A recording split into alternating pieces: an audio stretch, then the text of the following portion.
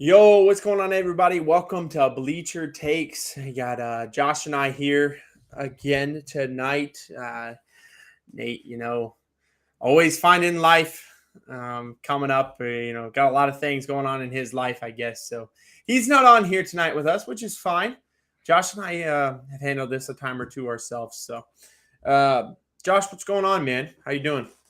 Pretty good, man. Just went out, played some golf, enjoyed this beautiful weather today. What'd you shoot today? Honestly, I'm not gonna lie to you, I didn't keep track. It's just me and the wife out there playing best ball, and so working on some stuff. Got new irons, trying to get used to the irons. So So you potentially shot like 10 under. potentially, or 20 over. We're not gonna talk about it, but either way, didn't keep track. If you didn't keep track, you might have officially set or unofficially set the record at your course. You don't know. True, Who true. knows? We're gonna go with that. Uh, man, thanks guys for joining us. We appreciate you being here with us. We got a lot to talk about, but we're only gonna do just a couple topics here. We're just gonna talk some baseball, talk about what we've seen, a couple surprise players, and we're gonna get into the NBA offseason news. We know you guys are dying to hear that. We're dying to talk about it. Couple things I want to talk about with you real quick, Josh. You see USC and UCLA are joining Hmm. the Big Ten in 2024. Yep, I did see that. What do you think that does for the Pac-12 and for these other conferences that are smaller outside the SEC and the Big Ten? Well, I mean, obviously, that's a huge blow. Those are two of the top schools in the Pac-12, leaving. So, I mean, that in itself is just a huge blow for the Pac-12. And honestly, you're seeing more and more teams do that, move into these bigger conferences and whatnot. So, Yeah, I think soon we're going to see just some super conferences. yeah, Obviously we kind of already have. The Big Ten and the SEC are, before this happened, we're already the cream of the crop anyways. yeah, If you don't take into account Oklahoma and Texas leaving and USC and UCLA leaving, like if you don't add those, they're still the best conferences. Now hmm, you add Oklahoma and Texas to the SEC, you add UCLA and USC to the Big Ten, and I mean it's not really fair. yeah, I think the Pac-12 and these other smaller conferences are going to have to do something either about this or say, you know what, why don't we just join sides with the Big Ten, sell to the Big Ten or sell to the SEC. yeah. You're gonna have And to do something.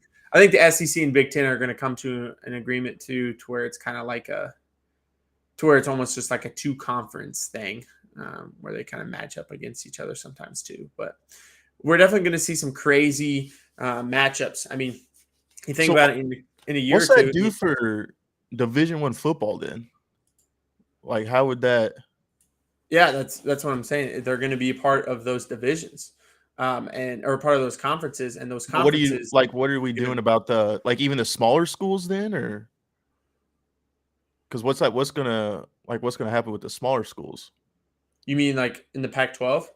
Yeah, yeah, like the Pac-12 and like the Wyomings, you know, Well, they're just not going to get as much national TV. They're not going to play against the big guys. They're not going to be seen as much. So those conferences aren't going to make as much money because USC and UCLA and Texas and Oklahoma are the big ones for those conferences. yeah, Those are the ones yeah, that people will pay to watch. So if they're not going to be there, okay, take a guy who's not a very good or not a highly touted prospect. Did Josh Allen go to Wyoming? yeah, Okay. Take like Josh Allen, wasn't super highly recruited out of high school, but got some national TV playing time, not because he went to Wyoming, but because Wyoming played some schools that have some national TV time. So yeah, if a guy like in commits to a Oregon and school stuff like like that, that, yeah. right? They commit to a school like that not only because they want to be a part of that program, but more because they can be on live TV, national TV against these big schools, and people can notice them. Yeah. That really puts a damper on those guys. Like how are we going to find these less known prospects? I mean, it's going to really um, take the scouting departments and have to make them a whole lot better at what they do. But I think eventually, probably by the end of the decade, we're going to see just SEC and Big Ten. And I Yeah. think I honestly think that and I could be way out in left field on this, but I've heard some people say this too. I think that college football will break away from the NCAA and just become its own entity because the NCAA has its own rules and stuff that they set, and college football blows away everything else, every other sport. Yeah. Like Yeah. college basketball is good too, and it's way above all the other ones, but college football is way above that one. And I think they're eventually going to have their own just type of commissioner, their own set of rules, the way that they do things. But again, I think it's going to end up being two super conferences. Yeah. I'll agree with that. I don't know. I What? don't know. I don't know how they're going to do it, but it's going to Yeah. be interesting to see where this goes. Yeah, for sure. But I do think it's good for the fan. You know what I mean? Like, or when you think about it, we don't really get to see a big name school like Texas play Alabama very much. Now they're about to be in the conference. They're Yeah. gonna play time like that. You don't think Arch Manning, Manning's nephew, the number one prospect in college, goes to Texas, and you don't want to see that guy play Alabama? I mean, come on. Yeah. Georgia, all these other teams, like, come on now. I It's mean, gonna be prime crazy. time. Yeah, this just sets up a whole nother set of primetime games that they're able to, Mhm. televise and stuff like that. So I mean, Right. I don't know. It's definitely going to be interesting to see how all the different other conferences and even how the Big Ten and SEC handles everything, moving forward. So something to keep an Right. eye on for sure. Yeah, no doubt. I knew that there was going to be some teams moving to, it's like some more moving to the SEC, some more moving Hmm. into the Big Ten. I just wasn't sure who, but I mean USC and UCLA. That's pretty nuts. Yeah. I will say some of the winners of this are the smaller teams in these conferences, like Nebraska, Mizzou, schools that are smaller that joined these conferences at the right time. Because you think if Mizzou wasn't in this conference and they were trying to get in now, you think the SEC would be like, "Oh yeah, come on." Yeah. No, they Yeah. wouldn't. But they got in there at the right time, and I think they're reaping the benefits of it. Um, Another thing I wanted to talk about too. We're about to get into our baseball midseason report, but did you see the Freddie Freeman story? Yeah. I don't know The what's dude, going on with the that. dude apparently got fleeced by his Yeah. free By or by his by agent. his own agent. Yeah. Like, okay, I understand you like thinking, okay, Freddie is not thinking in his right mind. So like he needs to go to the Dodgers. He needs to take this money. But like again, this is the dude's life. The Yeah. guy wanted to be in Atlanta. He doesn't care to take less money. And he says now he would have accepted that offer, which it's easy to say now. But I really probably think he would have. Um, and he's apparently You're firing saying his agent stay. over it. He would have stayed in Atlanta, right? Yeah, I Yeah. think he Okay. would have I think he would have for too. Yeah. less money. Yeah. Yeah. Um, I think it's crazy, bro. I think that there's got to be some rules about this somewhere, right? Yeah. I was just about to say, like, there has to be something, whether it be like something on the legal end of it or just I don't even know, but his agent definitely screwed him over and screwed himself over because now he's out of a job. So Yeah, there's got to be a way that like this free agent broke a law. Like he yeah, exactly. didn't Like make him that aware of can't the be offer. legal. Yeah, I think that I we're don't know. not anywhere close to the end of this. Like Yeah. Freddie was like when he returned to Atlanta, every time he came into the plate, he was like crying. Yeah. Like Yeah. he's just I mean, super the dude emotional coming back. just came off a World Series. Like, Right. And I like don't and they know. offered him a better contract than the one before. Hmm. One that apparently good enough he would have accepted it, which obviously the agent thought that too. Otherwise, he wouldn't have hid it from him. Yeah, He thought, okay, exactly. Freddie's not interested in this. I'll tell him. But he's like, oh, Freddie will probably take this. Let me not tell him about it and just secure a Yeah. couple more mil for myself. Like, Yeah. that's nuts. That's wild. But yeah, I think he got fleeced, and Oh, for I feel sure. bad Yeah. for him. I feel bad for sure. But oh man, I don't know, man. I would be so mad. I would be heated. Oh, But I mean, yeah. Like that, yeah, Elena like holds a it's special not place in just his heart. So it's it's not just like you're playing a little bit of your life there. I mean, you're playing 6 months out of the year half those games are played in LA now instead of Atlanta where you wanted to be. Yeah.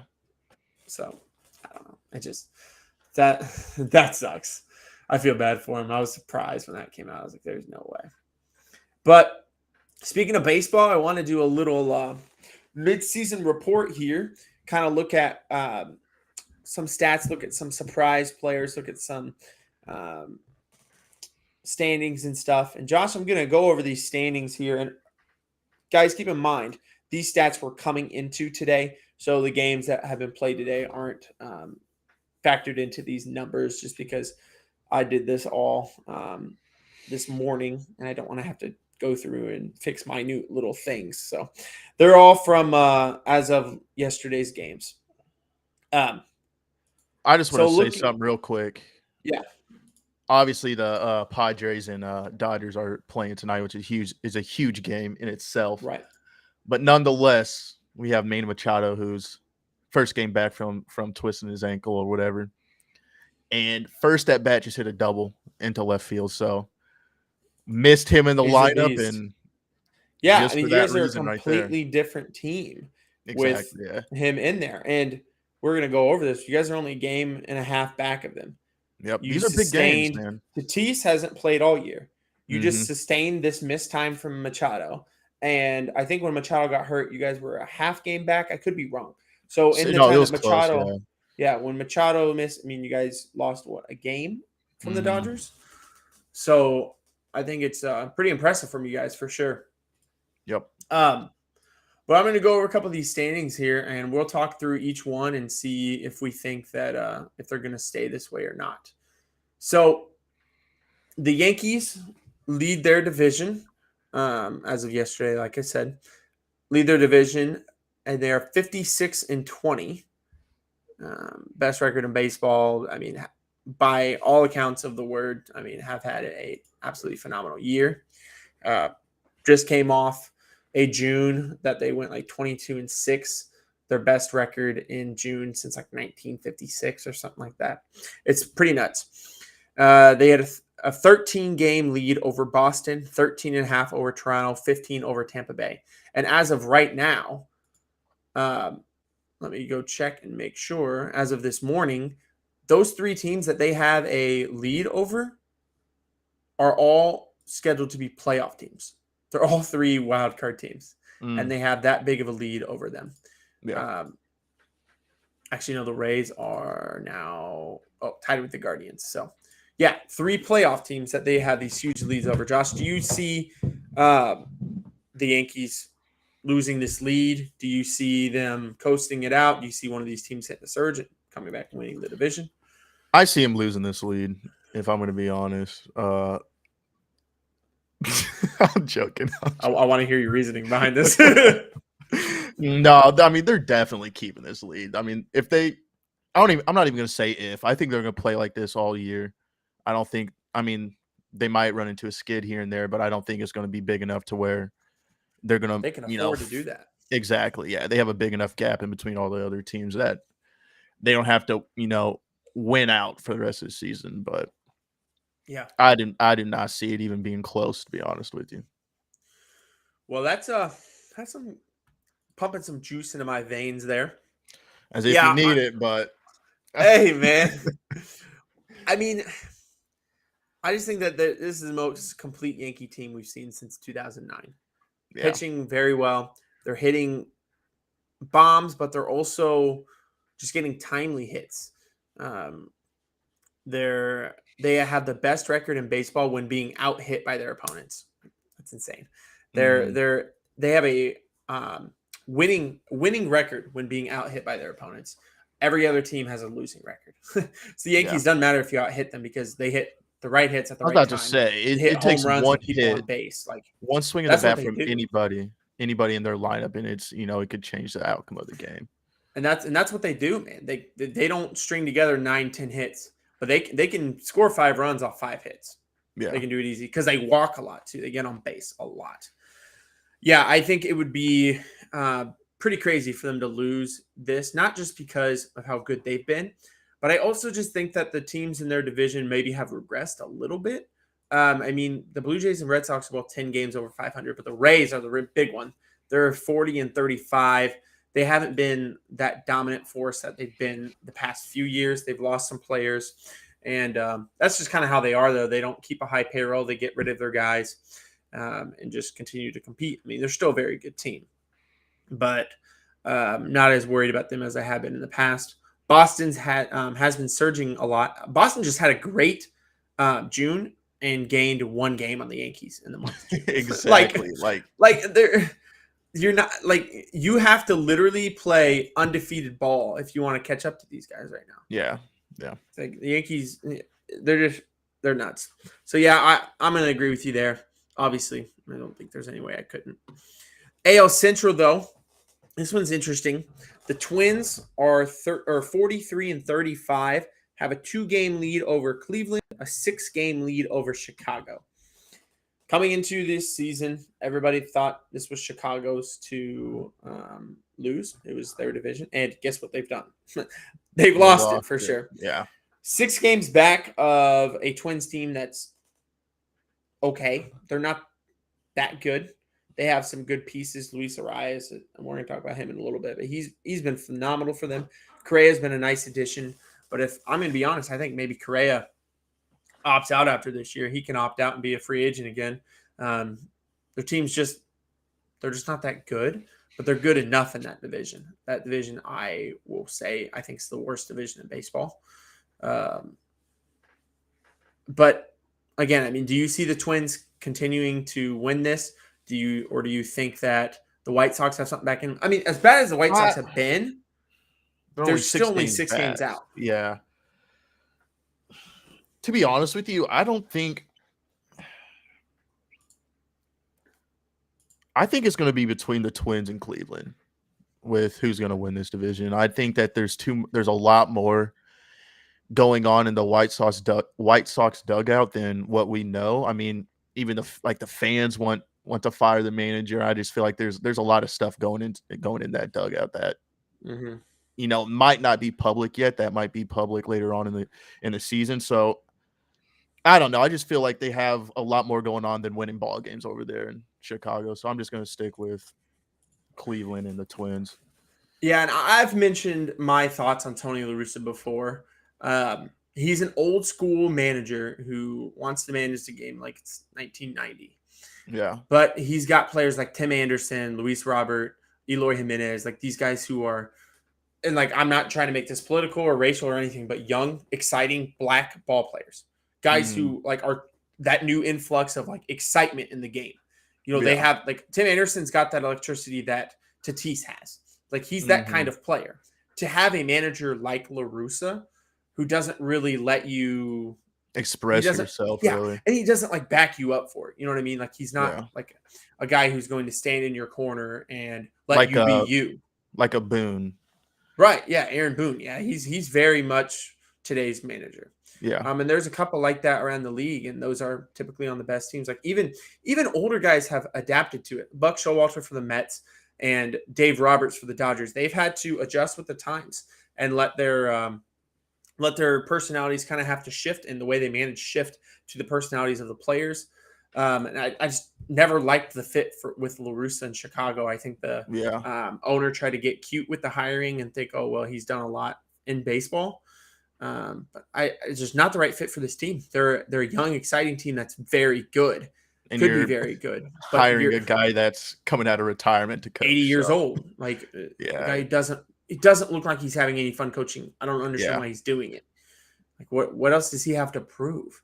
Exactly. Yeah. So I don't know. I think that it's going to be a lost year for them, and I think their owners are going to look back and be like, like if La Russa's still there after this year, and I'll be shocked. If they don't win this division and he's still there at the end of the year, I mean, you got as a Chicago fan, you got to wonder, what are we doing? Point? What are we doing? Like have all this talent. I mean, you cannot tell me that team doesn't have more talent than the Twins or the Guardians.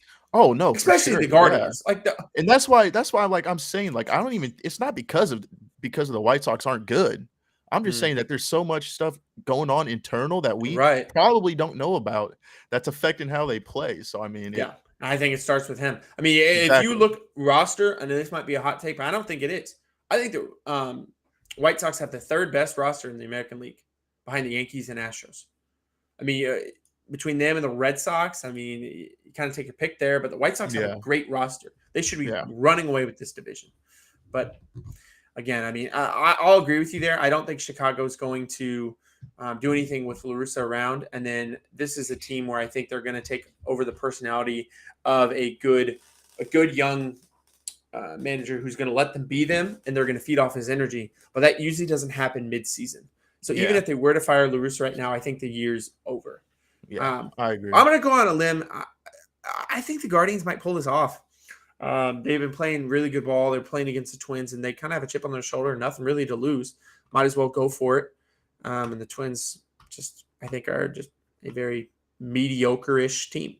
So, but either one, I don't think they're going to really do anything in the playoffs. But AL West, Astros 47-27. I'm gonna say, I think that their lead is safer than the Yankees. I think they have the safest lead in baseball. Texas 11 games back, Angels 12 games back, Seattle 12 and a half back. The Are you Yankees have a saying that better because record. like the teams but that they're the teams, yes. Yeah. All right. I agree with that. I think the guys in the East have a lot more fight in them. Boston, Toronto, Tampa Bay, they can get hot in a hurry. Yeah. Astros, man, the Rangers, they just don't really have the talent. Yeah. Spent a lot of money on Simeon and Seager, and it's just, you need more than that. The Angels, man, always my most disappointing team every year. Ruining the careers of Trout and going to be Ruining my World Series pick. Yeah. World Series picks, man. Come on. That's why we call it too early for sure. Literally, like a week after that, after you said that, they went on that just big fell old apart. skid. Yeah, I know. Bad luck, dude. But yeah, I think that this is the Astros, and I don't think any team's going to get within 5. Yeah, I agree. Yeah, and they're great. We'll see them in the ALCS against the Yankees, I think, and that will be maybe more interesting than the World Series because the history those two have and how good they match up together. Mm-hmm. NL East, this one is very, very interesting. The Mets are 47-29, have had to weather through a bunch of injuries to obviously two best starters on their team, maybe the two best starters in the league, DeGrom and Scherzer. Yeah. They're still leading that division, but Atlanta only 3 games back. Atlanta had an amazing June as well. And I think the Braves are coming for them, man. And I think I'm going to say the Braves are going to win this division. I think they are. See, I'm going to disagree with you there. I think that the Mets are going to, like you said, I mean, you hit the nail right on the head when you were talking about the injuries that they had to deal with. They're getting back Scherzer and DeGrom here pretty soon. Yeah. So I mean, the way I saw one guy say it is like, you make a mid-season trade acquisition, at the trade deadline to get a guy to spark your team. What is better than getting Scherzer and DeGrom back? Like, yeah, exactly. Yeah. But and I don't think it's as much about the Mets. I think that these Braves can just go like they did. They can go on a 12-game winning streak. They already did that. But the Mets can't. Like, I think the Mets are just going to be consistently great. But I think the Braves can get hot, and if they can play these, man. I mean, what was it? 6 weeks ago, I was calling this division over. The Braves for like 12 games back. Yeah. Now they're within 3, and it's not even to the All-Star break yet. I mean, it's going to be a fight. I mean, I'm not saying it's not going to be close, but I'm saying that I think the Mets are still going to pull it out. Like, yeah, getting 2 of their best pitchers back, like that's that's motivation in itself, right there. For sure, especially when you're playing and batting behind those guys, like it's a different feeling, man. So yeah, and I mean, if Manny Machado and Paul Goldschmidt didn't exist, they'd probably have the NL MVP in Pete Alonso. Yeah. So, I mean, he's been great for them, been carrying their offense. Mm-hmm. They're a great team, but man, when with the Braves, I mean, with Ronnie, when he gets fully healthy, man, he's been dealing with some stuff this year, and then they're gonna get Ozzy Albies back here in a couple weeks. So I mean, I mean, they've got some yeah, stuff going on for them too. Um, that is so true. I'm excited to see that division for sure. I think it's Yeah, between them though. Pittsburgh or Philly's 8 back. They're making a nice little something, but I don't think they're going to catch either one of those teams. yeah. So It's definitely gonna be close though. for sure. NL Central's a 2-horse race like it has been all year. Third place Pittsburgh is 13 behind first place Brewers. Brewers 44-33. Cardinals 1.5 games out. How do you see this division going? Cardinals all day, baby. You think they're going to win it?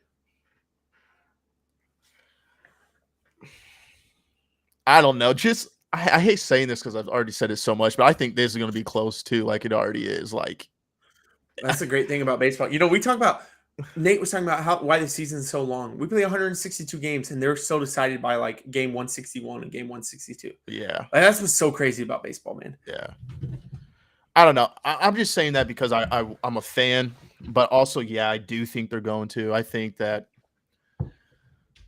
honestly, I don't know. I think it's going to be close. I really do. I'm not going to pick one or the other. I'm not. If just a fan of me wants to say the Cardinals, but at the same time, I'm not going to, 100% go in and dive in on that. But I do think it's going to be close. I do hope the Cardinals pull it out at the end, and I think they're capable of doing it. They just got to obviously put the wins together and beat the Brewers when they can. So the thing that, like, if I were to look at these teams, which one do I think is the better team? I think it's the Cardinals. They're the best defensive team in baseball. They have been for the past couple of years. They're finally starting to pitch pretty good. Mm-hmm. Their starters are starting to be pretty good. I mean, the stuff with Flaherty has been disheartening. We'll see. We'll see if he can make it back this year. They think he will, but again, they thought he would be fine after this injury, and it's the same injury again, basically. Mm-hmm. So that's worrisome. I wonder if there's an underlying issue. I hope not, but something they need to get figured out for sure because he's their ace. I mean, Wainwright's been so consistent for you guys, but Flaherty's got that top end talent that you just you can't match. And honestly, talking about that, I think it's almost because I watched him pitch, and I mean, yeah, he re-injured it or tweaked it or whatever you want to call it, but I think it's a lot to do with it is mental. I mean, just listening to the announcers, just talk about the way he's been acting on the mound and just stuff like that, and also seeing it. There's more going on than just an injury. I feel like, I mean, obviously that plays a big part in it because, you have to pitch and whatnot. But at the same time, I feel like there's some mental stuff going into it as well. But yeah, maybe it's just a trust thing. He just doesn't trust his arm. Exactly. And so that makes you think about it, makes you just pitch completely differently. Just makes you overthink everything, really. Yep. And I mean, even if you're healthy, you're going to think you're not. And you're going to question every pitch that you throw and question the way that maybe you throw it. Maybe you're changing your delivery just a little bit. And maybe that changes you from being the elite guy to being a normal guy. Exactly. And that's exactly what they were talking about when he was, I think it was when he was throwing his slider, he would drop his arm, and they were talking about how, they showed 2 pitches in the same game and the arm slots were completely different. And they said that they've never seen him throw his slider like that. So either he's trying to change something, or in fact, it really is something mental. And, he's not trusting his arm. So I don't know. Because I mean, if you're changing your arm slot like that, you're going to start tipping pitches. Those guys are going to know what's coming out, and they're going, no matter how good the pitch is, they're going to hit it. So he's probably just not trusting the slot. Honestly, that's probably where he felt the pain first. Exactly. I don't know for sure, but he was probably throwing a slider in that arm position, and now he doesn't trust himself to throw it that way. Yeah. But yeah, that's not good. Definitely the ace for you guys, but I am going to go with the Brewers in this division because I think that as good as the Cardinals can be, the Brewers can match that with just dominating pitching. They don't have that great of an offense. Their defense is good enough. But not anything I'm super afraid of. With the Cardinals, man, you hit a fly ball or a ground ball, I mean, it's probably an out, no matter where it's at. And that's Brewers, and that's what made me, not going 100% on the Cardinals, is because their pitching, in my opinion, is very hit or miss. So, yeah.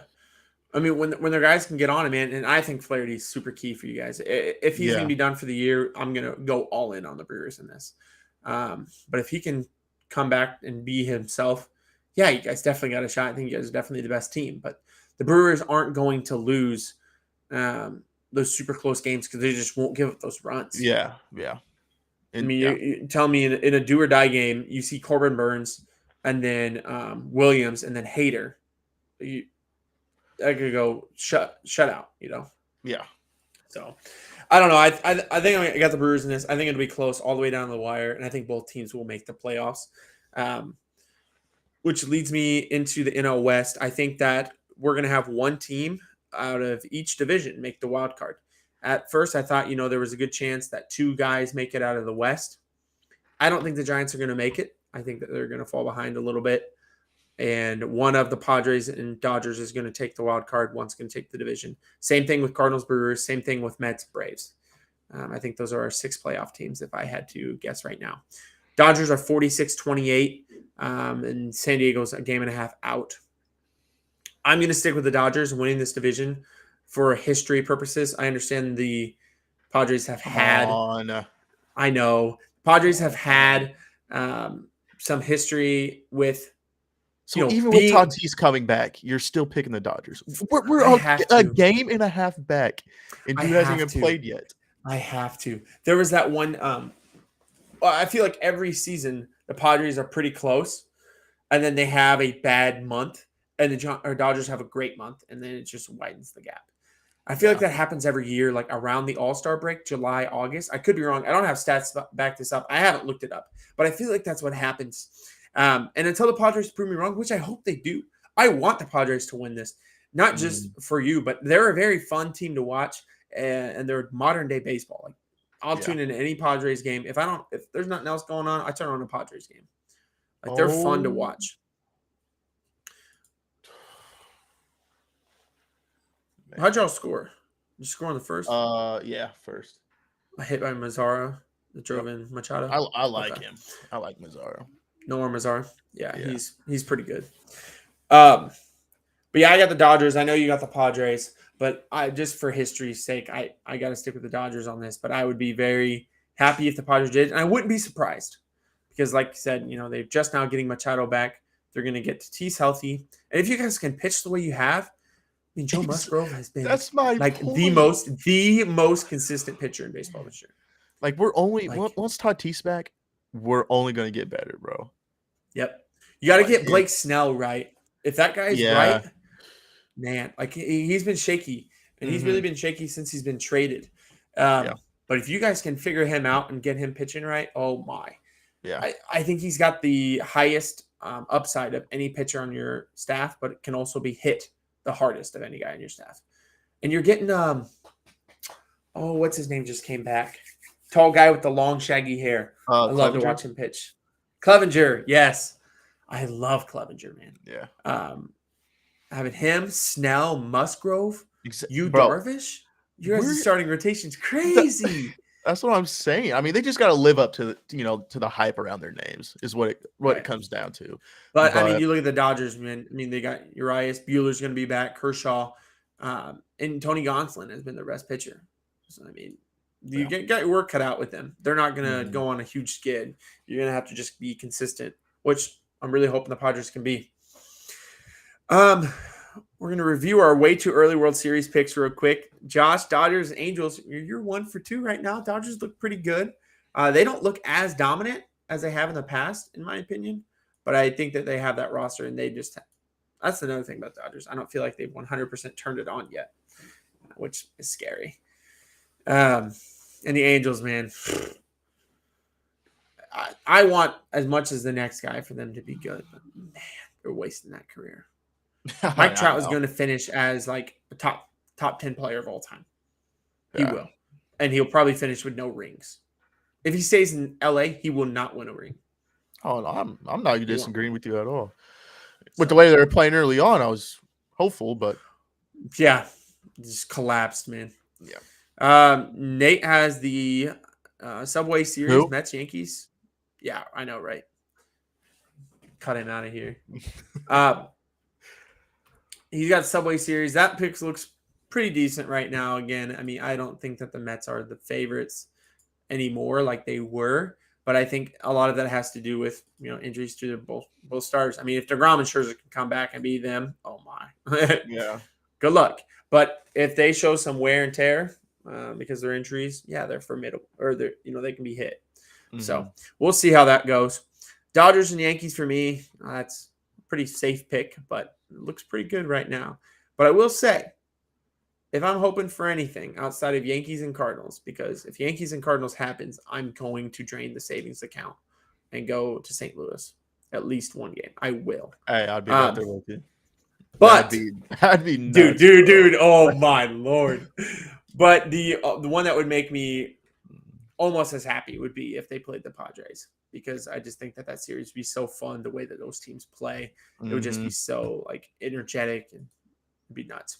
Yeah, I mean, you like what could be better than watching Machado, Tatis, Judge, and Stanton playing against each other? I mean, yeah, that would be. And those pitchers, man. You got Garrett Cole matching up against whoever you want to throw out: Musgrove, Darvish, Clevenger, Snell. You got Garrett Cole, Luis Severino. You got nasty Nestor Cortez. Like, just nuts. That would be so much fun. But yeah, the picks are looking pretty good, except for yours.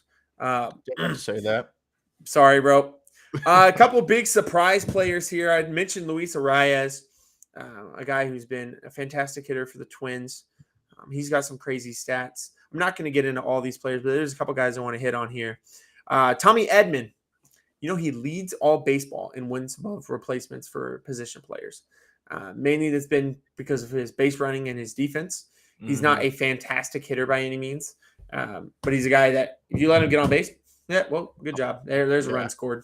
Exactly. He leads MLB in runs scored for a reason. He's first in outs above average. He's got 11 outs above average, which is insane. And he's got 19 stolen bases. You guys, insane. He's been a catalyst for the Cardinals. People have talked about him to be a sneaky MVP, which I wouldn't go that far. But I do think that you guys would not be anywhere close to where you are now if Edman wasn't playing the way he is. I think Goldschmidt's definitely still the MVP of that team and of the league so far. But Edman's been outstanding. One other hitter I want to talk about, Alejandro Kirk, catcher of the Blue Jays. Have you seen this guy? This guy looks like much of him, okay. I know what he looks like. I don't want to be rude because you guys have obviously seen me. I'm not a physical specimen by any means, but I feel like Alejandro Kirk looks like Wario from Mario. He just that's how he looks. This guy hits bombs. He frames pitches. He's got a 320 batting average. He's a 96 percentile framer. He's got I'm a nerd. I like to look at Baseball Savant. That page, if you go look at that, man, Josh, you would probably like start crying because you'd be like, what does all this mean? But he's insane. 3.2 WAR, first among catchers, and it's not even close. He's been insane this year. He's going to start for the American League at catcher for the Blue Jays in the All-Star game, and he's been insane. Jazz Chisholm is a guy Nate really loves. I was going to talk about him with Nate because I know Nate loves this guy, but of course he doesn't want to show up. So I'll let Nate ponder that. Jazz Chisholm's had a great year. Andres Jimenez, who was a throw-in in the trade that sent Francisco Lindor to the Mets. He's went off, has been a much better player than Lindor has this year, and he was just a throw-in in that trade. So Guardians really fleeced the Mets for that. And pitchers. A couple of different pitchers I want to talk about. One being Cardinals, Ryan Helsley. Josh, you've watched obviously more Cardinal games than me.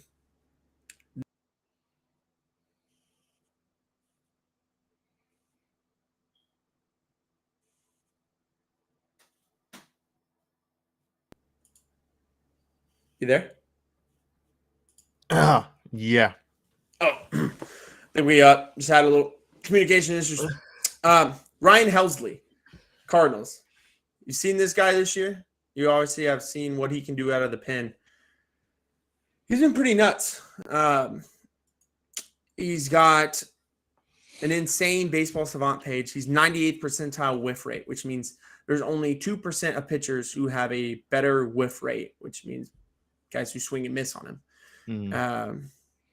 He's just been insane. 13.2 strikeouts per 9 innings. Like the guy just mows down pitchers or batters. And he's pretty key to you guys. Like I said, coming into the year, you guys' starting pitching had to be solidified, and your back end of your bullpen had to be solid. Ryan Housley, nobody was talking about him. He came in, and he's been a lifesaver for you guys, for the Cardinals. So he's been interesting for sure. Another guy, Clay Holmes for the Yankees. You guys have heard me talk about him. He's taken over as closer in Chapman's absence. Chapman's been hurt for a while, but Holmes, man, Holmes has probably been the best reliever in baseball this year.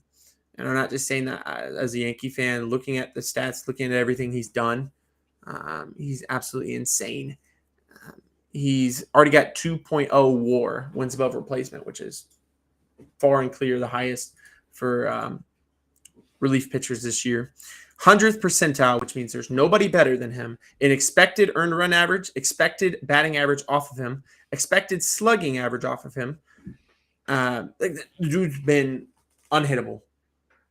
And all he does, Josh, all this guy does is throw one pitch. He throws a sinker. That's it. And they just can't hit a sinker. He came over to the Yankees in a trade with the Pirates, and the Yankees gave them a prospect who meant like nothing to them. A guy who wasn't even a top 30 Yankees prospect. Traded him to them, got him, and realized, okay, your four-seamer sucks. Your two-seamer sucks. That's literally what they told him. And they said, stop throwing it. Throw your sinker. And he turned into the best reliever in baseball. Like the Yankees, they have a factory where they make these guys, I guess. David Bednar for the Pirates. He's been insane this year. He's a guy who I think could be traded at the trade deadline. He can really help out a team that isn't as sorry as the Pirates. And he's been doing some crazy stuff over there. I mean, another good pitcher that the Pirates are going to trade away. Did you see that graphic? Yeah. Which I knew it in the back of my head. What Rich Hill in 2015, Garrett Cole, Joe Musgrove, a couple other guys too. Yeah. Just a bunch of guys. Just go look it up. Pirates, man. They could be so good. They develop guys so well, and they just can't put it together. Like O'Neal Cruz, guarantee he's a Dodger by the end of 2023. Like the dude's not going to be on there. Sorry, Pirates fans. They won't keep him. They never do. Nestor Cortez, you already talked about how good he's been for the Yankees. Tony Gonsolin's been such a surprise for the Dodgers. And Framber Valdez for the Astros, man. He's been insane too. A lot of fun stuff going on in baseball. A lot of surprise guys. I'm excited to see we're almost to the halfway point of this season. I'm excited to see where the rest of it goes. But Josh, let's talk some basketball. We've had a lot of crazy stuff happen in the last 48 hours. Yeah. We know NBA free agency just started about 5 hours ago. And we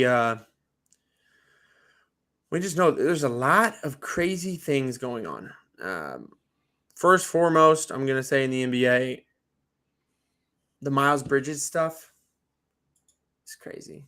I mean, that guy probably was going to get a max contract this year, and he still might.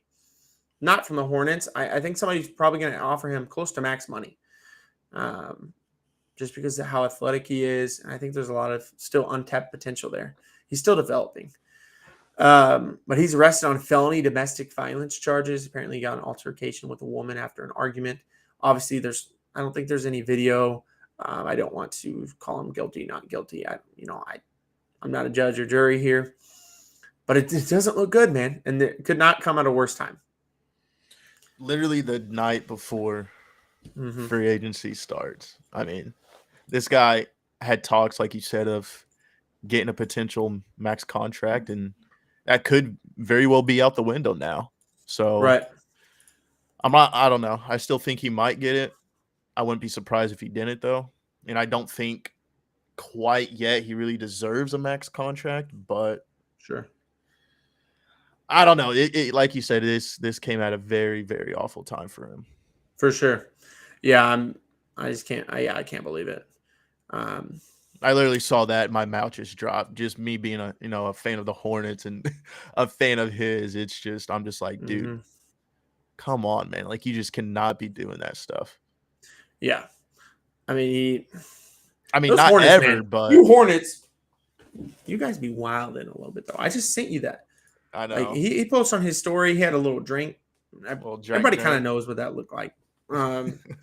So I mean, I don't know. Y'all's culture down there in Charlotte's crazy. Uh, They're but just young, man. you know what though? Low key, the Hornets set them up. All these charges are about to go away, but they're about to get a big discount and keep them in Charlotte. That's what's happening. Hey, whatever works, man. Because I want him to stay in Charlotte. So Hey, you don't think MJ would do that? Come on. MJ's going to do whatever it takes to win. We all know that. He said, you know what? Hey, I'll get this guy for half the price. and sign a coach who's already been there once with Clifford or Right. whatever his name is. Yeah, Clifford. Jeez. The Hawks trade for DeJounte Murray. What did you think of this trade? They gave I up think Gallinari and 3 first. I think it's huge. I mean, I watched, I'm not going to say a lot of Hawks games, but I watched quite a few Hawks games last year, and Gallinari is straight garbage, I think. So they really got a steal in this trade. So it's going to be crazy. I'm going to watch a lot more Hawks games now because this backcourt is going to be absolutely insane. Well, who else they have? They have the Hunter kid also. Oh. He's not gonna be bad. I know they got some goofy head looking kid who They got thinks Trae he's Young. good. Oh, who? I hate that guy. But no, I think this is good for them. He's a guard who's literally everything Trae Young isn't. Yeah. He's a great defender, athletic. He can guard multiple positions, and he can take a lot of pressure off of Trae. I call Which this he kind of needed, like dude. this is kind of like an off-brand version of what Steph and Clay are. Clay's, obviously, I'm not saying DeJounte Murray can shoot like Clay can. Yeah, but no, I got what he you're takes saying. Yeah. takes the defensive pressure off Steph, and takes some of that where like Trae can take a couple defensive possessions off. Steph can. They can do a zone or something and put him in the corner and let him chill out a little bit. Let this guy play defense. I think it's good for them. It's a big win for the Hawks. I think they paid a steep price. I mean, 3 first, but this guy's a young star and a guy who can stay alongside Trae. And again, when honestly, you're who actually, I'm not going to say that because there's some good guys that are going to be coming up in the draft. But yeah, never mind. Go ahead. Yeah, I don't know. I mean, you're at a point right now where you've got to start winning, Trae Young. And for him to take that next step, you've got to get him a guy who can take a lot of pressure off. And I think Trae Young might explode and have a career year this year. Oh, yeah, because for sure. of it. And he's already been a great scorer in this league. I mean, like that just goes. Like I think he could lead the league in scoring this year. Oh, I think he could. I don't think I'm not going to bet that he's going to, but I think he could. I mean, I think he'll be top 5 for sure. Like I could see him averaging 28 to 30 points per game for sure. Yeah. Now teams can't just focus on him. So I mean, that's going to be huge. So takes so much pressure off of him. Mm-hmm. I think it was a great trade. A couple extensions happened. Dude, they got a steal. Yeah. An absolute steal. Well, okay. Which, by the way, what the Spurs doing, man? The last few years they've traded Kawhi, DeMar. They traded him. At this point, you might as well just send them down to the G League and have them develop guys to send to other teams because that's what they're doing right now. Yeah. They say here, let's develop you under Pop. Take this guy who's nobody, turn him into a big somebody. Yeah. And then trade these 3 first-round picks they're going to get. Yep, they're going to develop them all and ship them all out again. And Pop will be 95 when it happens. Like, how's this? And they just lost Walker also in free agency to the Lakers. Yeah. So yeah. I don't know what they're doing, man. Yeah. Booker got a big extension, 4 years, $214 and a max deal. Jokic, 5 years, $264. The guy deserved that. He carried the Nuggets all year. Oh, yeah. All year. Dude, I'm pretty sure he just had back surgery also, so. Yeah. Man. Definitely needed it. The who Nate calls the most unathletic player in basketball. top 3 MVP the last 3 years. Yeah. It's 264 max deal and totally deserved it. Big free agent signings. We're going to start with the big one in the Knicks land. Jalen Brunson, 4 years, $104 million. Paying him $26 million a year to come play point guard for the New York Knicks. I don't think you can really get much better than that in your life as a, probably not top 10 point guard. he's probably like, I don't know, 9th or 10th. I don't know. I don't have the rankings in front of me. But he's not like a top 5 point guard. But this guy got paid $26 million a year to go play in the Big Apple. this guy got it made. I think it helps RJ. It helps the Knicks. But we've kind of already had some discussions off stream. I think this only helps them if it helps push the players to the next level. RJ's already developing. He averaged 20 last year. I think we could see him average 23, maybe 24 this year. But we need 2021 Julius Randle. We need a big development from RJ. And we need Jalen to be the guy he was during the playoffs. If we are, sure, I could see us being a 5 seed again. But if not, this could turn into one of those deals that you kind of look back on and you say, okay, maybe we could have spent our money elsewhere. And I wouldn't give you. I don't think it's going to be like a 1 year. You guys are going to make it like a top 5 seed in the playoff or whatever. I think if you do it this year, I mean that's great. But you signed to a 4-year contract for a reason. Mm-hmm. So I don't know. I guess it kind of depends on their plans with Julius Randle too. Exactly. Yeah. What they kind of think, because I think with him you only have. I don't know. Let me see what his contract is, but I don't think you have much left with him there. It's like 2 years. Does he have 2 years left? That's what I want to say, but I'm not 100% sure.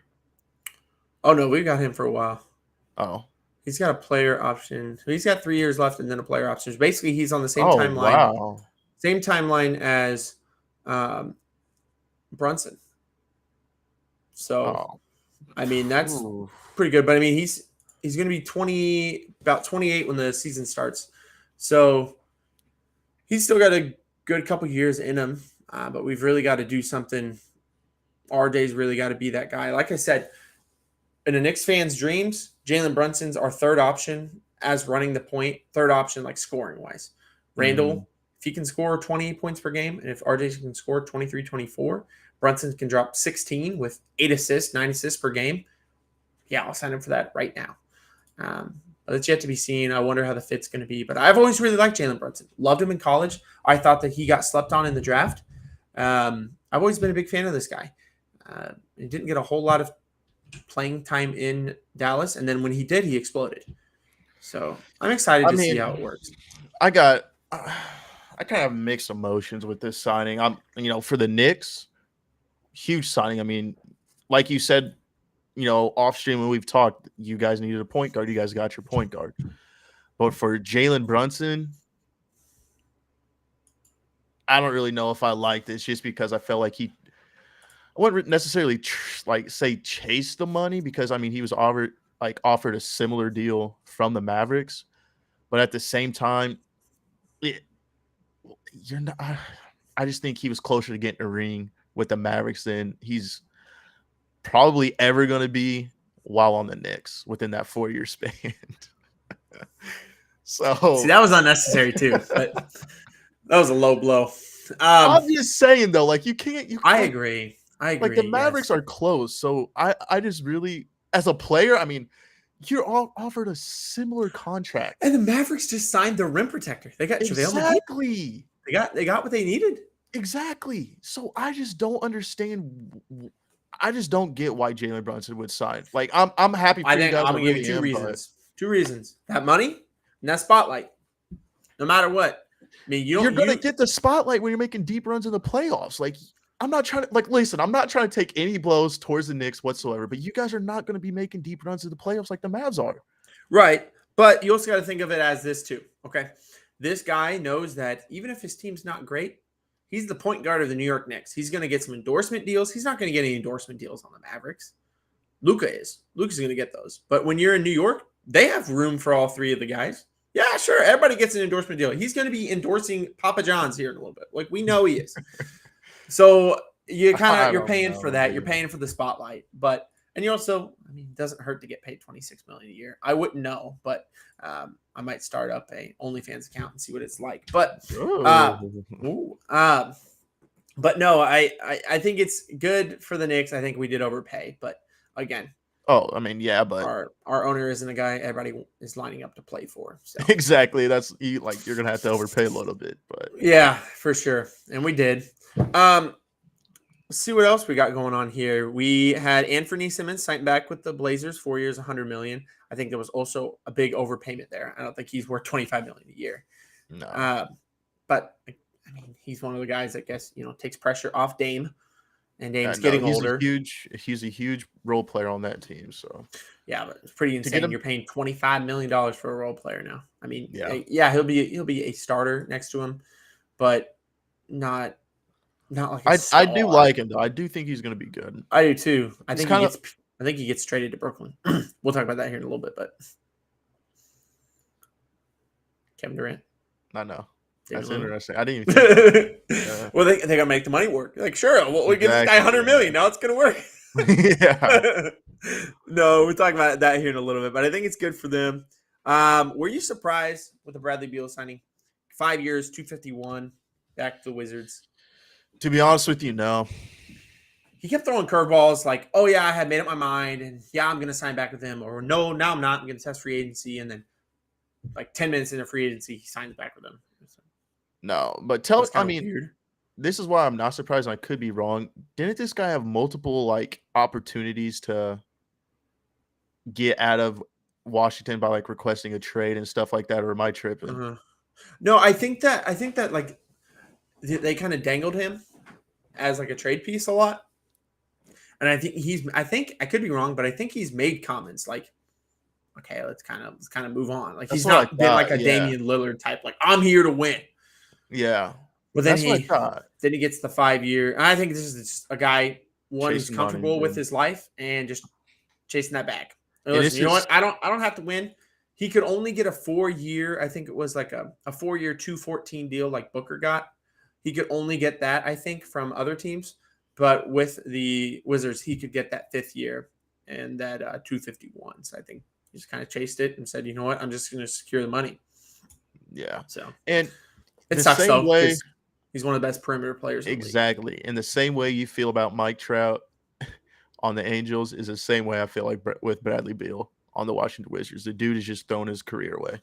And for literally, I mean, obviously he's getting paid a lot of money, but nobody's going there to play with you, okay? No. Like, I don't know. I would No. love to see him We're somewhere not even else. like nobody's even photoshopping like Kevin Durant into a Wizards jersey. Exactly. Okay? Like we all know like nothing crazy like that's going to happen. They're not going to put all the chips in and go over the salary cap, pay the luxury for you.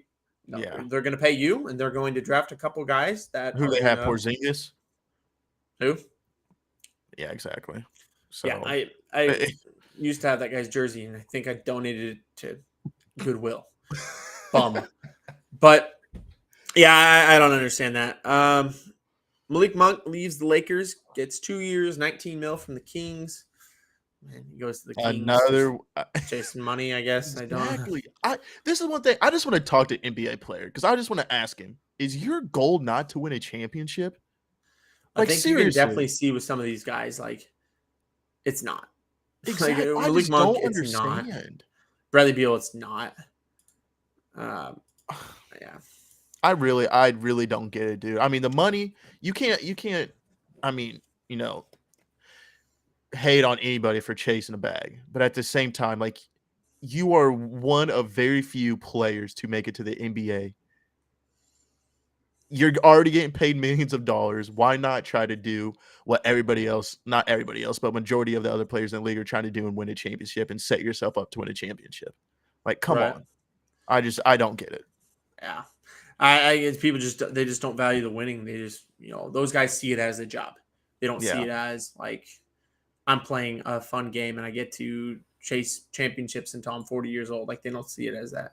They see it as, man, well, I get to make the money, which I guess it's two ways to look at it, but I guess that's like the competitor in me. looking at it, but Yeah, for sure. But I just and I mean, I get, and it's easier for us to say, "Oh, well, how are you yeah, taking the high road and taking the 250 million when you could take, only 200 million?" Like to us, after you get above like 10 million, it's just kind of like money to us because neither one of us are millionaires. I mean, we're both fine, yeah, but we're yeah, not living no millionaire lives.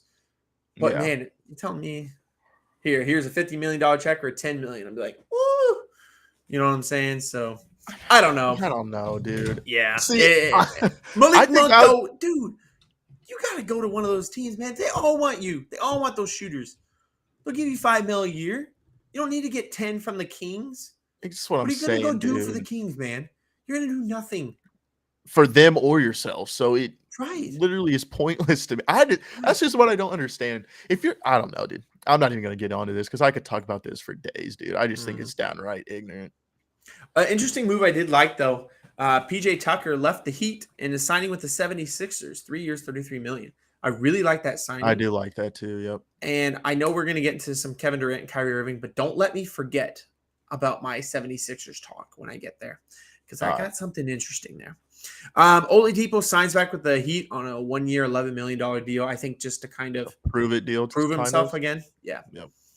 He's been injured too much to really prove himself on the open market. And I think nobody was probably willing to give him a multi-year deal. So might as well sign a 1 year back with the team you're comfortable with and the I mean, system you're comfortable with. he's still getting paid 11 million, Yeah, so I that's mean not bad. $11 million. Yeah, but I think I kind of saw that one coming. I didn't expect him to get Mhm. multi. JaVale McGee, we talked about him signing to the Mavs. I think that's big for them. He's obviously a goofy basketball player and not like a fantastic player, but he's what they need. Rim Yep. protecting, big guy there. Bobby Portis back to the Bucks, 4 years, 49. When he opted out, I totally expected him to go back there. I think he's just too Yeah. vital to them. They're not going to lose Plays him. a huge part on that team. Yeah. And those are all the real big ones that we've talked about. Andre Drummond did just sign a 2 year, $6.5 million deal with the Bulls. Oh, that's big. No, I that's mean, that's big. good for them. Yeah, Yeah. they were connected to all the free agent centers. Center, I see Mitchell that. Robinson. They've even been connected to DeAndre Ayton in a trade. Joseph Nurkic. They were connected to him. So yeah, that's a big get for them to get Drummond on a pretty good cheap deal. Yeah. They've got to pay Levine, and they're going to. Um, and actually, we'll talk about him first. Levine. I think he's only going back to Chicago. We've talked about this. They just got to make the money work. I Yeah. think I they're going said to. that once the season was over. I think that because we didn't really get to see how good the Bulls are going to be, like we're going to be and are going to be because of injuries. So Mm-hmm. on paper, at the start of this season, I thought they were my favorites personally. I Right. thought they were going to go make a enormous run in the playoffs and stuff like that. But obviously they couldn't do that because of injury. So if he didn't sign back with the Bulls, I was going to be extremely shocked because, like I said, on paper as a team, they look very good. Yeah, I agree. I don't see him leaving at all, and I never have. I think that they're just ready to run it back Yeah. and get it back out there with healthy Levine, healthy Caruso, healthy Lonzo, and get some. Although there's the Lonzo injury, I haven't really heard too much on that, but the last I heard, it could be a lingering injury, and Yeah. Well, the good so thing is you've got those Caruso and Levine to be the explosive guys. So like Lonzo just needs to facilitate and play that point guard spot well, which he does. he does, So yeah. if he can just get back to that. Um, but yeah, John Wall, I knew he was going to get bought out. He's said that he was going to sign with the Clippers, but it hasn't happened yet from what I've seen. And I think he's fielding some calls from the Lakers and from the Heat. He's looking for that mid-level exception, $5-6 million contract. I think Lakers are willing to give him that. The Heat, obviously, these teams are ready to win. Take a flyer on them and see what they have there. I think John Wall's passed his. He's lost a couple steps. He's been hurt. Really? Yeah, I think so. I think that he's not gonna. He's definitely not gonna be the player he used to be. Oh Um, no. And I think he could be good. I just don't know that he can be like a starter on a championship team. You know what I mean? I think he And can see, be well, a I don't think he. run the If any second team, unit, maybe. if any team signs him to be a starter on a team, like if they're a contender to be a starter on their team, then besides the Yeah. Clippers, I could see him being a starter on the Clippers. Yeah, But I guess, like with Paul the and Heat or Kawhi. Lakers, then I don't know, but I I definitely don't think he starts on the Heat, and I think Russell Westbrook's still going to be the starter on the Lakers unless something yeah. crazy happens with the trade, which I fully expect some of these trades to get outrageous. I'm ready for the chaos. We Dude, I might have a have to feeling do too. like I don't want to. if we're not busy, we might have to do like an impromptu I'm down. um, episode. Like we might Yeah, have to just jump I'm on, down. whether we're on our phones, where we're at. If we're I at the might be on the golf golf course, course. man. Exactly. If we're playing golf on Saturday and Kevin Durant and Kyrie Irving get traded, we just stop on hole 8 and go live. That's it. That's all Yeah. she wrote. But yeah, I fully expect it to get nuts. I think it's going to be the craziest offseason. I mean, what big guy like this, like biggest name, at least in our time of following sports, has there ever been anybody bigger request to trade? Exactly. No, And I he's not mean a just rental. He's got 4 years left on his contract. yeah, just with the Kevin Durant trade alone, this is going to be a crazy Yeah. offseason. So And Kyrie's going. yeah, So I mean, yeah. And they're trying to whether go they go together. together, whether they go together or separately, it's going to be nuts to see what happens. Mm-hmm. We'll talk about it here in just a minute, man. I'm really so ready to talk about that. Yeah, James Harden, I think he's going back to Philly. They're just waiting to get some guy signed, and then he's going to probably sign for what they have left. and I think. this is what I like. Yeah. He's wanting to win a championship. He's showing that it's not about the money. He's trying to shut the haters up. And listen, I love it, dude. I love it. What's funny is I know you respect him, and I know you call him the GOAT. But you hate Tom Brady for what he did to the Bills. But this is Tom Brady to a T. Tom Brady's always done this. He's making $12 million this year. Like, the guy takes less to always make his team win. And I think that, that's what a winner does, man. He's made enough in his career. All right, looking at the schedule, who do we have to talk about next? But you know what I'm saying, though? Like, there's a reason he's won so many championships. Yeah. He could have that Mahomes contract. Yeah, for sure he could. But, I mean, are the Chiefs ever going to win another Super Bowl? I already said it, man, right when he signed it. They're not, so. I mean, history says they won't. Mm-hmm. Aaron Rodgers got the big contract, and they haven't been back, and all this stuff, man. So, yeah. It's crazy. Two different types of athletes, man. Colin Sexton connected to the Cavs, the Wizards, the Spurs. He was connected to the Knicks before we signed Jalen Brunson. I could see this being an interesting signing for all three of these teams. I still see him going back to the Cavs, but the Wizards could be like, hey, we'll give Bradley Beal a little something, something. That would be a nice backcourt, Sexton and Beal, but I still don't see it happening. I think the Wizards are like, hey, man. The Wizards have made some sneaky trades. They got like Dylan Wright and a couple other like decent backcourt players, but nobody that's going to push the Wizards over the edge, in my opinion. But yeah, I think Sexton's going back to the Cavs, but we'll see.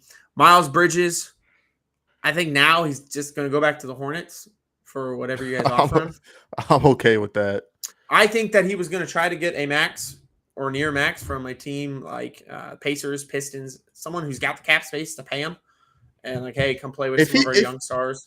If he was to go anywhere, I want him to go to the Pistons, dude. To be honest with you.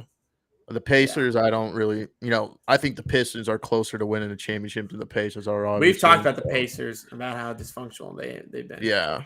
But I do not want a player like Bridges going to an organization like that. But I think Detroit, I could be wrong, but I think Detroit probably looks at this and says, okay, we don't want anything to do with that now because we have these young players. Yeah. And the trouble he's gotten, whether he's guilty or not, they're like, you know what?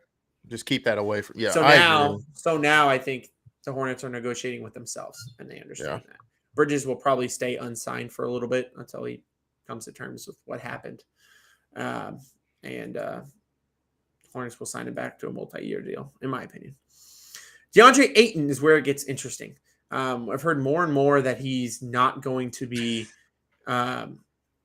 Not going to be signed back by the Suns. Like they're kind of done. There's a divorce going to happen there.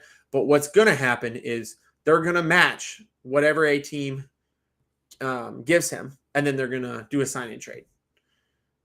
That's what's going to happen, in my opinion. They're not going to keep him. They're going to match him and then trade him. And a couple of teams that they talked about this with is Pacers, the Nets, the Raptors.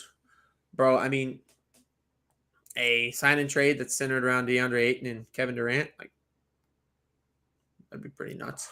Yeah. But I've heard see that though. I've heard the Nets want Devin Booker, which I think is outrageous. Well, hey, I mean, if you're giving up Kevin Durant, then I know, you're gonna want something like that back. But who's when you think about the youngest stars in the league who are going to be good for a great time? Yeah, Booker's top 5 there. I mean, the Mavericks aren't trading Luka for Kevin Durant. Yeah, no. I mean, they're definitely not going to do it. But I mean, you can't, say that's crazy for the Nets to ask for that. Oh, I mean, for sure. Yeah, you always start in negotiations. You're always going to start with the top thing. Yeah, like you're going to ask for Booker. Yeah, you know what I mean. Like, it's just that's how it's going to start. I could see something sneaky happening with the Timberwolves, though. I think they were good this year and they had a good culture and stuff, but I think that they could make some trades happen. I don't know. I think to get Ayton. I think it's going to be crazy. He's been tied to them. And I'm like, how is he going to work with Cat? And I go, is Cat part of this trade? Like, I don't see it happening. That would be nuts. But bro. this is nuts. Like, this offseason is going to be nuts. And we already know it's already been nuts. Kevin Durant's going to get traded. And Brian Windhorst said that he thinks it's going to happen in the next week because they think that the Nets don't want this cloud hanging over their head. They're going to get the best offers they can right now and make a decision. Oh, yeah. It's going to happen sooner than later for sure. For sure. And so do I think it's out of the question for Ayton to go to the T-Wolves for Cat? No, I don't. But I think that would really shake the NBA. Yeah. You adding Cat to the Booker and Chris Paul? Oh, my. Like, I think Ayton's definitely a better rim protector, but Cat's offensive potential? Oh, my. Yeah. Ooh. So, yeah, I don't know. That'd be nuts. He's looking for that max deal too, and somebody's going to give it to him. I've seen even the Raptors too. And I think a sign and trade with them would have to be like Pascal Siakam, which I don't think is a good trade for the Suns. So I don't know. We'll see what happens there. Mitchell Robinson, he was connected to the Knicks, but then the Knicks signed Isaiah Hartenstein, 2 years, $16 million. And he was connected to the Bulls, and they just signed Drummond. So I don't really know where he's going. He could go back to the Knicks. We had him and Nerlens Noel being our 2 good rim protectors, and I don't think Isaiah Hartenstein is going to stop them from signing Mitchell Robinson. But I do think it changes things a little bit. We'll see what happens there. Yusuf Nurkic sign back. Yeah, I think if I was betting too, I think I'd say that. Nurkic was tied to the Blazers and Bulls. The Bulls just got Drummond. I think Nurkic is going back to the Blazers. I think he's probably doing kind of the same thing Harden is. Not that he's the same type level player, but he's like, I'm just going to get $10 million or whatever. Just give me something reasonable. Use the money to sign, make the team better. And I think he's signing back with the Trailblazers also, just because he's stuck with Dame in Portland for this long. I mean. Mm-hmm. You have the potential. I mean, not saying it's going to happen, but you have the potential to hopefully land Kevin Durant in a trade somehow. Mm-hmm. And I think in that scenario, the Nets don't ask for Nurkic. I mean, he's going to be a part of that. Yeah, exactly. Yeah. He's not like a young building piece. And the last guy I want to talk about before we do talk about Kevin Durant and Kyrie, Mo Bamba. I'm not a guy who's a crazy great player, but he is an athletic big who has some raw potential still, even though he is already a free agent. And he's been connected to obviously going back to the Magic, but the Lakers have looked into him. I think that would be a nice rim protector to put on the team.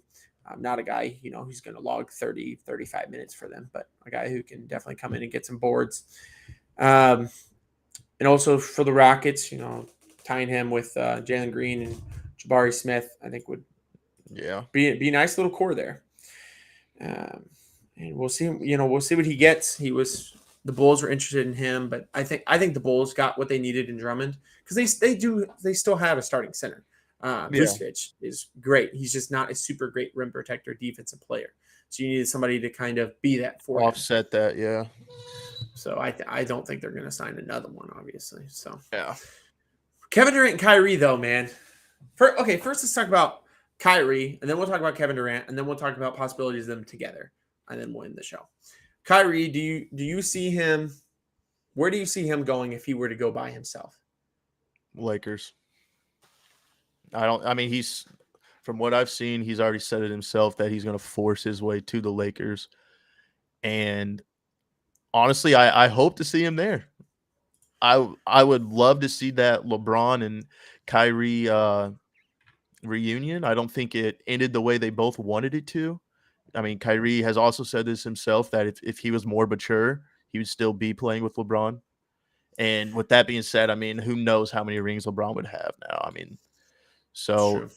I most definitely think if he's going anywhere, I think it's going to be the Lakers. Yeah, I mean there's two places in my mind that make a lot of sense basketball wise, and there's only one that makes sense when I think of we're talking about Kyrie Irving. I think basketball wise, he fits with the Lakers. I mean, of the teams that are win now, which obviously Mhm. Kyrie Irving can fit with any team, but the ones Yeah. that make the most sense is the Lakers. I also think he really would fit with the Mavericks with Luka. See, I think that would I be would, great. yeah, But I don't think that's Kyrie Irving. Like, I don't think he wants to go play in Dallas. yeah. He doesn't want to go play for Mark Cuban. I think he wants to go be in Showtime Lakers. And I think that's where he's going. And I think that he's going to get there. I think LeBron's going to make it that way. Russell Westbrook's going to be a net, which is not. It's just going to make Kevin Durant run for the door even faster. I mean, Durant's already out the door. I know. But there ain't when making this he's dude like, set. listen, he probably talking with Kyrie, and Kyrie's like, man, I'd like to be a Laker. And he goes, all right, I request a trade. I know what's about to Yeah. happen here. Yeah. Westbrook's coming over to the East Coast. But yeah, I think that. Good grief. Can you I just think that- imagine Ben Simmons and Westbrook throwing up threes together, man? Talk about building a whole nother city over No, there. you shoot. No, that's the thing, though. Westbrook will probably have the most missed threes of his career if he plays for the Nets because Ben Simmons won't shoot them. So he'll be like, here, take the shot. Yeah. And just passing it back Westbrook's and like, forth. all right, man. And he's shooting and he's bricks it. Yeah. Just, it's not great. Those two, probably two of the worst fits ever. Yeah, at least they have if that Seth happens. Curry over there. Hit a couple threes. Yeah, right. Carry that guy around, put his arm in a sling because how much he's going to have to carry them and shoot them through just to score 60 points. Yeah. Yeah, but I mean, I would really like to see him on the Mavericks. I don't think it's going to happen, but man, Yeah. if you that could would see be him nuts. next to Luka, But yeah, I think he's going to Lakers. Kevin Durant's interesting though, because obviously, I think every team has Colin Yeah. Durant. Yeah. This I guy's got don't. 4 years. He's still top 3 player in the league. Still top 3 shooter in the league. Great defender. A champion. Like he's Kevin Yeah. Durant. There's not one. You can't pick one team that. And he took a really great Warriors team, like an all-time Warriors team, and elevated them. And they won 2 championships Yeah. pretty easily over the best player of our generation. So like Kevin Durant is that icing on the cake. Like this is the guy who will put you over the top. Mm-hmm. So if you're the Heat, heck yeah. If you're the Celtics, if you're the Bucks, the 76ers, the Raptors, the Bulls, I mean, even the Hawks, man, like these teams that are even fringe playoff teams, they're calling and trying to throw everything they can at them. Like the teams that aren't really competitive, Pistons, Pacers, Magic, like those guys, they're still calling, but they know that it's not going to push them over. But the Nets said, hey, we don't care where we send this guy.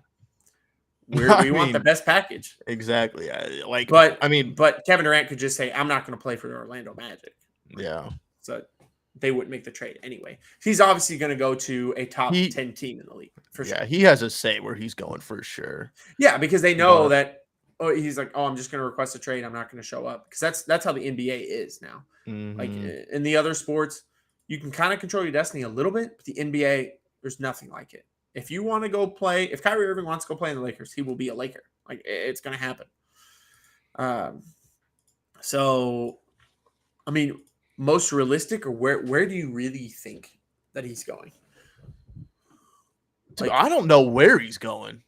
I don't think. I mean, in your right mind, can you say you 100% or at least 90% know where this dude is going to end up? I think that because like, I mean, it makes me really like question how much I know about basketball. Because I'm like, man, he's a perfect fit with this team. And they're looking to go, well, he's a perfect fit with that team. This one, I'm like, he's a perfect fit with every team in the league. Exactly. You tell me you can't plug this guy into any type of system, any type of players, and let him play. It's not like you're tying in a guy like Ben Simmons who can't shoot, or you're tying in a guy like Damian Lillard who can't play defense. Like, you're tying in a guy who's like so complete. The closest thing to You a can put him complete everywhere. package in the league. Yeah. Right. So I don't know. I do have one team that I don't know where he's going to go, but I hope he goes to, and I would love to see him go to, is a Portland Trailblazers. I would love to see him play with Dame. I think Dame has put in his due diligence, and he's a huge name in the NBA. So why not go and play with him and try to get this guy a ring? I mean, he deserves it. Do you think that like they're going to have enough to win though? With Dame, him, and Nurkic?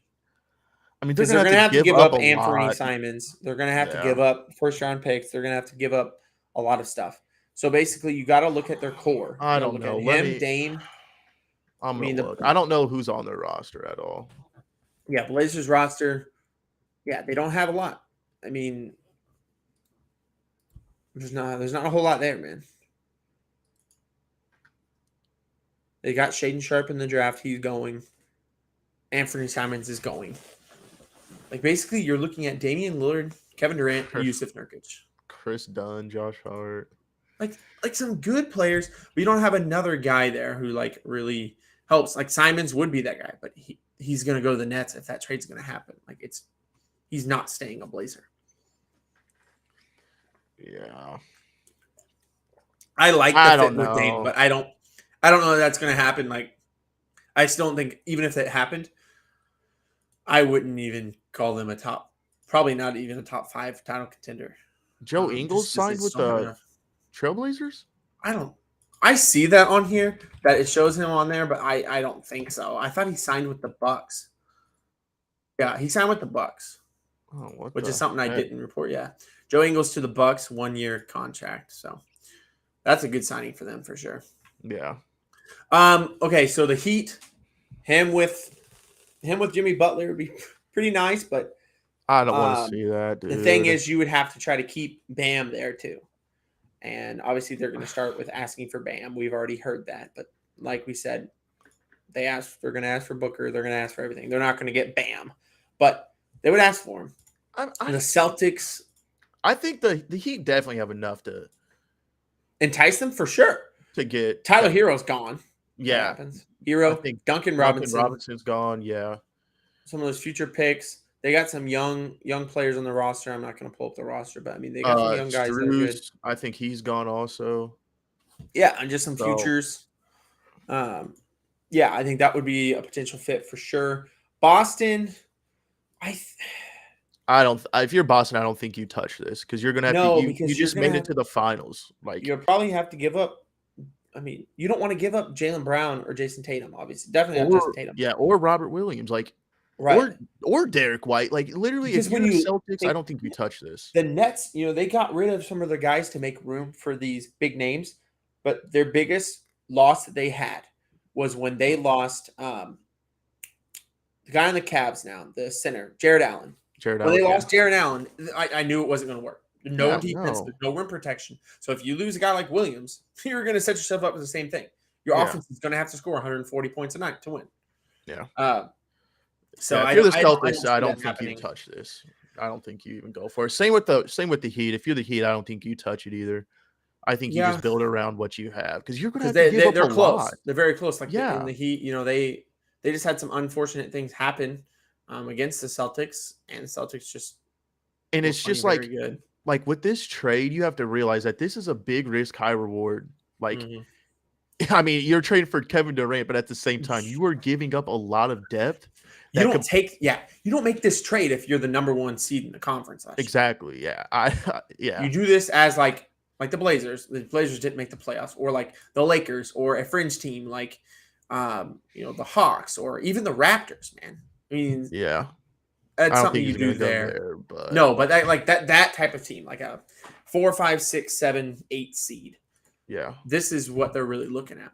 The Bucks, I think that they just like what they have there with Middleton, and with Drew Holiday. If they had And obviously Middleton, Giannis. arguably they're in the finals this year. Right, So I mean, right. it's And I mean that you would have to get rid of Middleton to get Kevin Durant, which obviously Kevin Durant would be better there, but you you have to already give ran up up, Middleton and a whole bunch of other stuff.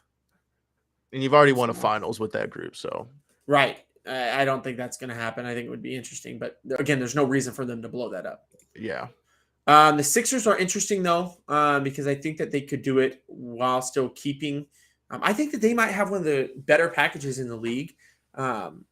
They could offer Tyrese Maxey, and who else? Do they Tobias have that I was thinking? Harris, Tobias Harris. Yes, Tobias Harris would uh, go for money reasons. Cork Maz. Matisse Thybulle would go, and I just think a Cork couple. Maz would probably be gone too. Yeah, and I think they have a pretty good package Yeah. to send over there. And I mean, he obviously Kevin Durant and James Harden.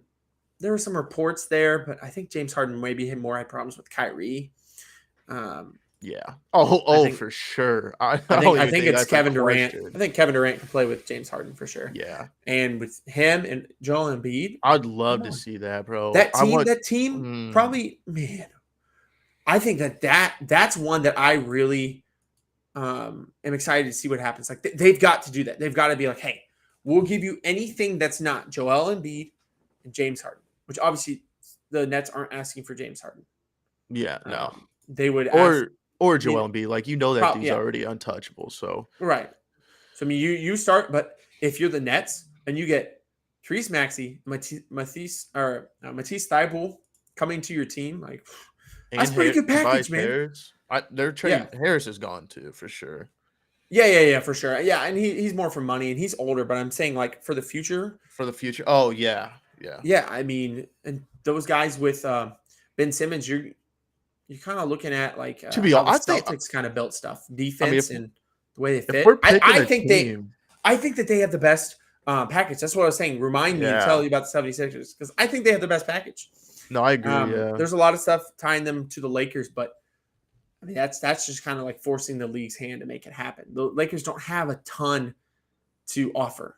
I mean, the 76ers do.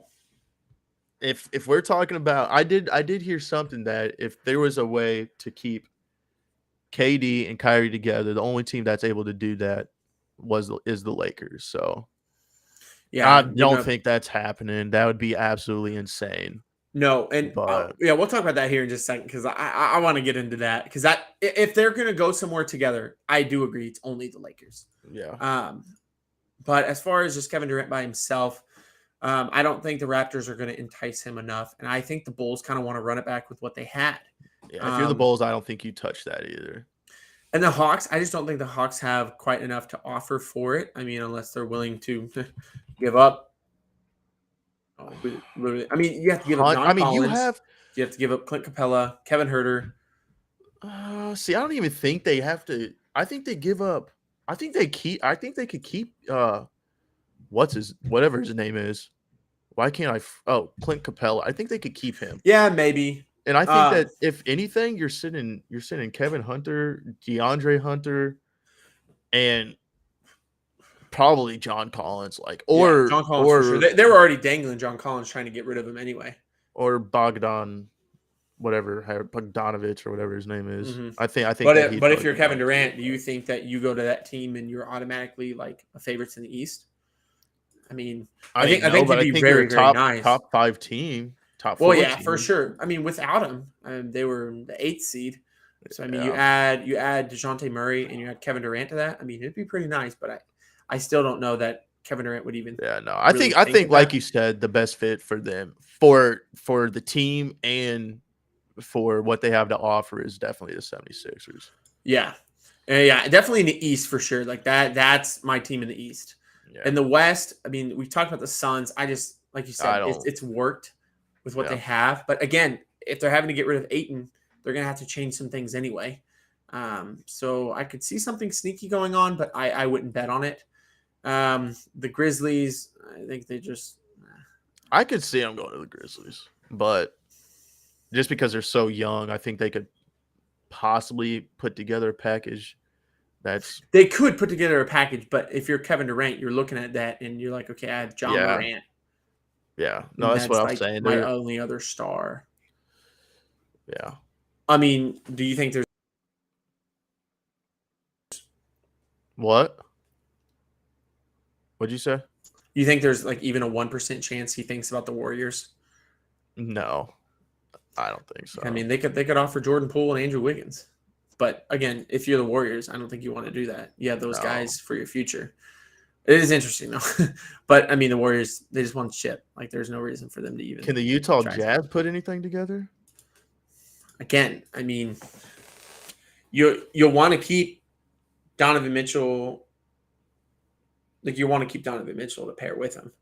And I think that the I don't really Jazz, think they I have just don't. enough. I don't think they do either. Nothing super enticing. You know what I mean? Like Yeah. I think he just goes there and just Hey, Melo was trying to get him to the Hornets. yeah.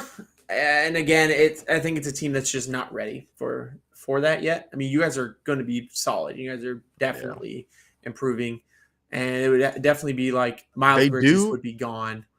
Like you'd sign him and then trade Hayward, him. exactly. Hayward to make money work for Hayward's sure. gone. But like some of your other, I mean, your young Kelly guys. Oubre. I don't really think we'd have to give up a lot of young guys besides Bridges. I think it would be more so Your Bridges, Bridges is the Hayward, key and for sure, and and you and have to give Kelly up some Oubre. picks for And some sure. picks, yeah. But all these are going to be with picks involved. Yeah. I mean, But it's sneaky. But again, I I don't still really like I the don't 76ers more than that. same, yeah, I do too. Mavericks, I mean, the Mavericks, again, I just don't know that they have enough, but I would love to see him play with Luka. I I just just want want to see, Luka to I get want to more have Luka help. have a star. Yeah. Exactly. I just Yeah. want Luka to have that.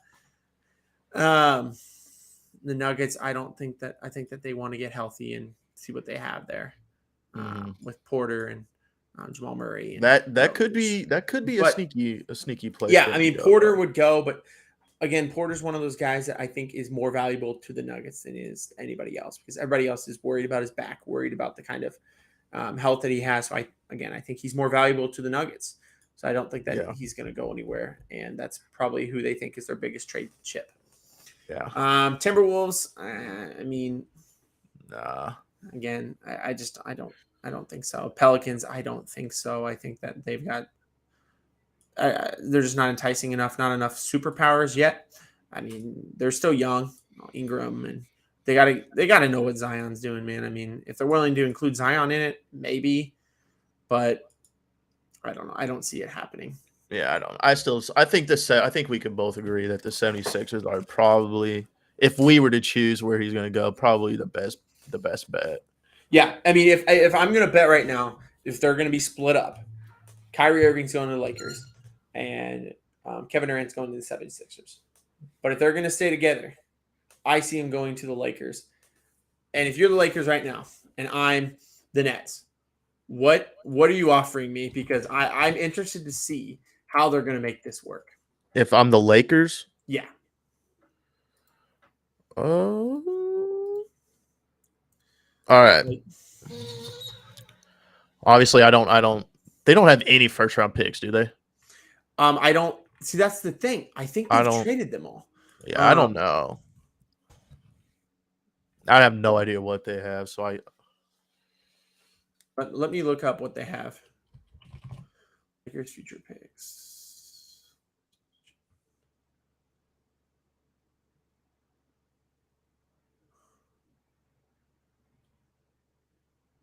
I mean, they have some deep picks. Like 2026 is the first one they truly own of their own. 2025, the Pelicans can swap if they don't swap in 2024. I mean, again, if you're the Lakers, you're giving up literally everything. Ever. Yeah, this team's going to get blown up, dude. Yeah. I mean, 2025, 26, 27, 28. Yeah. I mean, you'd have to give up. Man. You'd have to give up so much. Austin Reeves is gone. Stanley Johnson, basically the whole roster, man. I mean, you're getting rid of. They really don't have a lot of young players. And obviously, Anthony Davis and Russell Westbrook are gone. You think they have to give up Anthony Davis too? Yes, 100%. And I think that LeBron James would be 100% okay with that.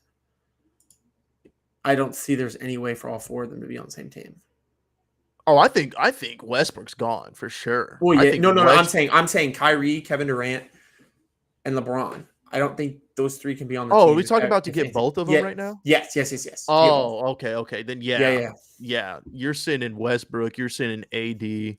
You're sending Austin Reeves. Taylor Horton Tucker. All the freaking draft picks that you have. You're Right. shipping them Everybody over. just gone. But if you're the Lakers, I mean, I don't think people would hate you for making this because I mean, Showtime Lakers. You know, you're in Los Angeles, so I mean, I think it's probably the only team that wouldn't get a super ton of backlash for it. Obviously, the Lakers love this flashy stuff, and it's okay if they do it. Like some of these other teams, you know, like if you're the Bucks, you're gonna get some backlash if you blow that up. Yeah, and a lot of these other teams the same way. But if you're the Lakers and you finished 10th, 11th place last year, or worse, like they were pretty bad. And if you're the Nets, I think you hop all over that also. So yeah, I mean the player who I think outside Steph Curry, which even probably more than Steph Curry, the one who fits the best with LeBron James is Kevin Durant. Yeah, I mean you put him on a team, and you've already seen what Kyrie can do with LeBron. You put those three together, man. I think I just wish that they were on. The Lakers were in the East, dude, because I want to see like a Warriors Lakers final or something like that. You know what I'm saying? Just a LeBron playing Curry. the Warriors again. Yeah, Durant playing the Warriors again. Yeah, which I mean they're definitely gonna meet up probably in the finals or at some point in the playoffs. But just the finals, the big stage, that would be nuts, bro. Hey, bro, not gonna lie, if this trade happens, you and I might have a shot to make the Lakers roster. Because they're gonna have like 5 guys left. For real. Have a little walk-on tryouts or something. Hey, bro. Just show up. Put me on stilts. I'll be a 6'2" trying to be 6'10" big man. I'll grab rebounds for you guys. Don't you worry. Hey, I could shoot the same 3-point percentage as Westbrook did last year. So hey, bro, you kind of look like Malik Monk. Hey. Low key. Hey, it's be like, hey, I'll take that $5 million that Monk was supposed to get. For real, I'm down. But no, I think that would be crazy. But I do think if they're going to go to the same place, it's going to be the Lakers. And if I had to bet my money on what's going to happen, I think that's what's going to happen. That's why I think that this offseason is going to be insane. Because I think we're going to see the craziest trade of all time happen. And I think it's going to be Kyrie Irving, Kevin Durant for Anthony Davis, Russell Westbrook, and Jeannie Buss's kidneys. Like it's gonna happen. And it's gonna be nuts. Yeah. But I hope it does. I really do. I'm telling you, man. Insane. Unless one way or the other, Kyrie's ending up on the Lakers. So yeah, I think so too. And I think that, but if they double trade happens like that, where it's Kyrie and Kevin Durant to the Lakers, we will go live no matter what's going on. Like I'll be on the toilet, whatever. I'm going live. Like I'm there. So, but yeah, man, it's insane. I love this. I love talking about this and getting into the minds of the GM. But I mean, loves GM. Josh GM. Mm-hmm. Josh loves that GM game too. The sneaky GM game, man. But we appreciate you guys joining on with us. I know it's been a long talk. Whether you're listening on podcast or watching afterwards or however you're listening to us, we appreciate you being here. We have a lot to say. Obviously, we love to talk sports. We thank you for joining us here tonight. And let's just see what happens. Maybe some crazy stuff happens, man. We could be totally wrong. Maybe they both maybe they both go to the Mavericks. If that were to happen, I'd be okay with that too. I mean, Mark Cuban will have to sell you have to give him like $2 billion to do so. Yeah. But I mean, again, the money to do it, right? I mean, exactly. If anybody's got the money to do it, Mark Cuban does. But yeah, I'm interested to see. Oh, I was just thinking, what if the Clippers decided like, hey, man, we'll get rid of Paul George. We'll just give you, you give us Kyrie and Kevin Durant. We'll give you a couple other things too. Partner them with Kawhi Leonard. That'd be nuts. That'd be nuts. And Steve Ballmer is a crazy enough owner to do something like that. So, but again, I don't think it's going to happen. I think I'd be surprised if Kyrie is not a Laker and if Kevin Durant is wearing anything other than a Laker and 76er jersey. Mm-hmm. But we shall see. We could be wrong. We've been wrong before. But we appreciate you guys joining on. We're going to hop off for the night and try to keep up with some of this NBA news. My phone is blowing up. Woj is my number one contact now because of all the Twitter notifications I've got from him. So appreciate you guys being here, though. And Josh, thanks for taking time out of here and talking with us, man. We appreciate the dedication that you always show and that Nate only shows when he wants to. So, but thanks, guys, for joining us. Have a good night, everybody. Peace out. And go Yankees.